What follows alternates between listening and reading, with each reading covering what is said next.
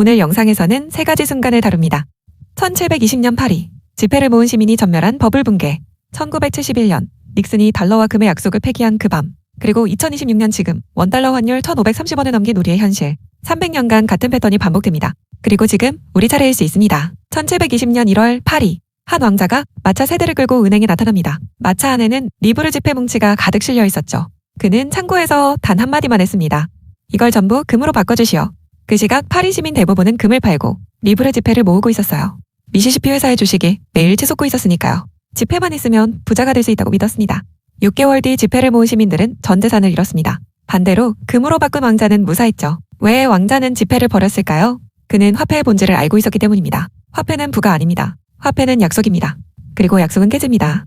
오늘은 저축의 본질에 대해 이야기를 나눠봅니다. 사건이 벌어지기 5년 전인 1715년. 프랑스로 돌아가 봅시다. 태양왕 루이 14세가 72년의 통치를 마치고 세상을 떠났습니다. 그가 남긴 것은 화려한 베르사유 궁전과 30억 리브르의 빚이었습니다. 당시 프랑스의 연간 세수가 약 1억 6,500만 리브르였으니 국가 수입의 18년치를 빚으로 남긴 겁니다. 이자 지불만으로 세수의 절반 이상이 사라지는 구조였습니다. 나라 살림에 쓸 돈은 사실상 없었죠.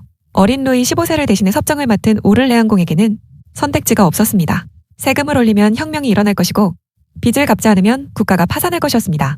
이때 한 남자가 나타납니다. 존 로, 스코틀랜드 출신의 도박꾼이자 살인 전과자였습니다. 결투에서 사람을 죽이고 영국을 떠나 유럽을 떠돌던 이 남자에게는 하나의 천재적인 아이디어가 있었습니다. 금과 은이 아니라 종이가 돈이 될 수 있다. 지금 우리에게는 당연한 말이지요. 하지만 1716년의 유럽에서 이것은 혁명이었습니다.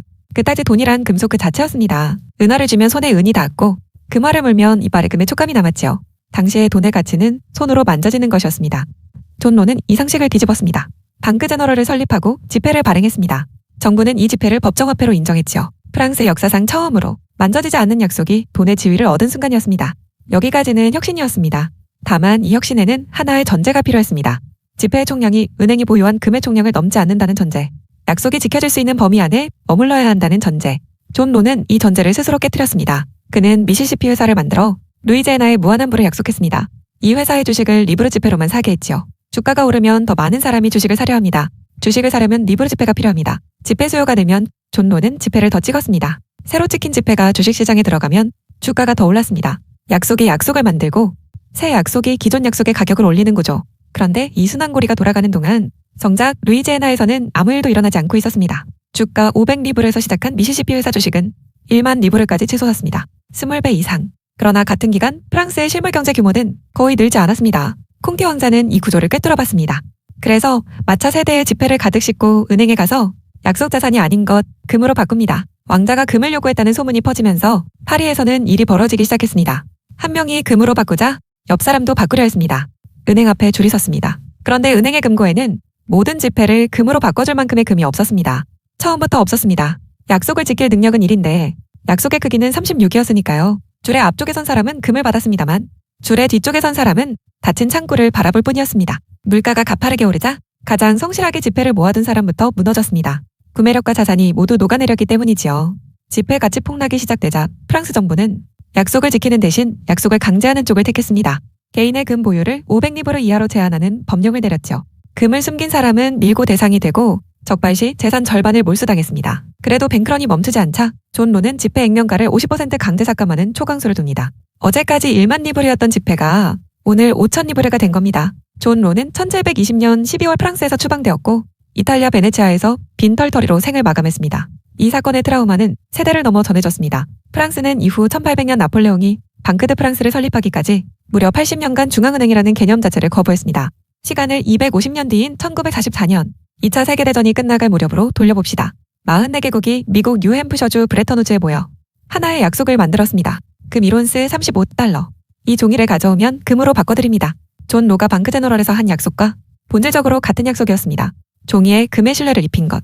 다만 규모가 달랐습니다. 한 나라가 아니라 전 세계가 이 약속을 믿었습니다. 그런데 1960년대 미국은 베트남 전쟁을 시작합니다. 전쟁 비용은 천문학적이었습니다. 돈이 모자랐습니다. 존 로가 미시시피 주식을 팔기 위해 지폐를 찍었듯 미국은 전쟁 비용을 대기 위해 달러를 찍었습니다. 금고의 금은 줄기 시작했습니다. 1949년 2만 2천 톤이던 미국의 금 보유량은 1960년 1만 5천 톤으로 줄었고 1971년에는 1만 톤만 남아있었습니다. 22년 만에 금의 반절이 넘게 사라진 겁니다. 이것을 가장 먼저 간파한 나라 프랑스였습니다. 250년 전 존 로에게 당했던 그 나라. 드골 대통령은 1963년부터 비밀리에 금 반환 작전을 시작합니다. 1966년까지 프랑스는 총 3,313톤의 금을 배 44척과 비행기 129편을 실어 파리로 가져옵니다. 콩키 왕자가 마차에 지폐를 싣고 은행으로 갔고 250년 뒤 드골은 배에 달러를 싣고 미국으로 보냈습니다. 운송수단만 바뀌었을 뿐 약속을 믿지 않는 자의 행동은 정확히 같았고 신속했습니다. 그리고 1971년 8월 15일 일요일 밤 리처드 닉슨 미국 대통령이 텔레비전에 나타납니다. 일시적 조치로서 달러의 금태환을 중지합니다. 일시적이라고 했지만 지금까지 이 일시적 조치는 아직까지도 해제되지 않았습니다. 약속을 지키는 대신 약속 자체를 폐기한 겁니다. 재밌는 건 이튿날 뉴욕 증시가 오히려 급등한 사실이었습니다. 다우지수가 하루 만에 33포인트 뛰었죠. 당시로서는 사상 최대 1일 상승폭이었습니다. 그러나 그 후 10년간 벌어진 일은 환호와 정반대였습니다. 1970년대 내내 달러의 구매력은 절반 가까이 녹아내렸습니다. 금 1온스의 가격은 35달러에서 1980년 850달러까지 치솟았죠. 닉슨은 약속을 폐기했지만 달러가 세계의 돈이라는 지위까지 내려놓을 수는 없었습니다. 그렇게 1974년 미국은 사우디아라비아와 비공식 협약을 맺습니다. 미국이 사우디에 군사적 보호를 제공하는 대가로 사우디는 원유 결제 수단으로 오직 달러만 받기로 한 것이죠. 이것이 페트로달러 체제입니다. 금이 빠진 자리를 석유가 채운 겁니다. 약속이 만들어지고 너무 많은 약속이 짐이 되기 시작하면 누군가에 의해 약속이 깨집니다. 이 과정에서 개인이 결정할 수 있는 것은 제한적일 수밖에 없죠. 그리고 매번 그 약속을 가장 성실하게 수행한 사람이 가장 크게 당하는 모습입니다. 1720년주 뒤쪽에 선바리 시민과 1971년 은행에 달러를 넣어둔 미국의 저축자처럼 화폐의 아이러니를 이해하고 나서부터 저는 원칙을 세웠습니다. 화폐를 모으되 화폐 상태로 오래 두지 않겠다고. 현금 비중을 전체 자산의 10% 이하로 유지하기 시작한 겁니다. 나머지 90%는 약속이 아닌 것들로 채웠습니다. 찍어낼 수 없는 것, 수요가 사라지지 않는 것, 시간이 갈수록 희소해지는 것, 그리고 지금 굳이 이 이야기를 꺼내는 이유가 있습니다. 지금 원달러 환율이 1,530원을 넘어서고 있습니다. 2009년 3월 글로벌 금융위기 이후 최고 수준이죠. 2026년 예산안은 총지출 8.1% 증가, 국가채무 GDP 대비 51.6%, 매년 54조에서 69조 원의 재정적자가 쌓이면서 2029년 국가채무는 1,789조 원까지 불어날 전망입니다. 저축의 반대말은 낭비가 아닙니다. 저축의 반대말은 교환입니다. 약속을 모으되 약속 상태로 오래 두지 않는 것, 약속이 깨져도 사라지지 않는 것으로 바꿔두는 것. 저는 이것이 투자의 본질이라고 생각합니다. 투자는 수익률 게임이 아닙니다. 투자는 약속이라는 녹아내리는 얼음 위에서 약속이 아닌 땅으로 건너가는 행위에 가깝습니다. 저축은 분명 필요합니다. 돈을 모으는 방법을 알고 나서야 굴리는 법을 배울 수 있으니까요. 하지만 아이러니하게도 저축이 가장 위험한 자산이라는 걸 빨리 깨우쳐야 내 삶이 안정을 찾습니다.